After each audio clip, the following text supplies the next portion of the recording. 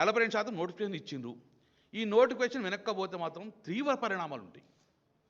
లేదు మేము ఏం చేయాలి, 4 వారాలు కోర్టు టైం ఇచ్చింది, ఈ 4 వారాల తర్వాత ఎన్నికలు జరగాలి కదా, పాత పద్ధతిలో జరగాలని 23% ఇస్తే మాత్రము చాలా చాలా చాలా తీవ్ర పరిణామాలు ఎదుర్కోవాల్సి వస్తుంది ప్రభుత్వము.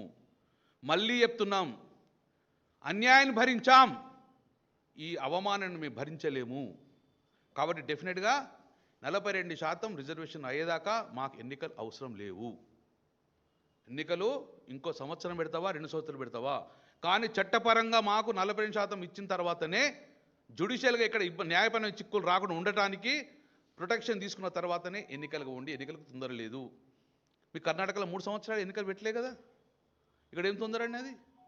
ఒకసారి మళ్ళీ మీరు పాత పద్ధతిలో 40% కాకుండా 23% రిజర్వేషన్ ఇస్తే ఇక జీవితంలో మళ్ళీ మా బీసీలు అనేది రిజర్వేషన్కు నోచుకోరు, మళ్ళీ సమాధి చేస్తారు. ఈ వాయిస్ను మొత్తాన్ని కూడా ఇంక డిమాండ్ను సమాధి చేసే ఆలోచనలో ఉన్నారు.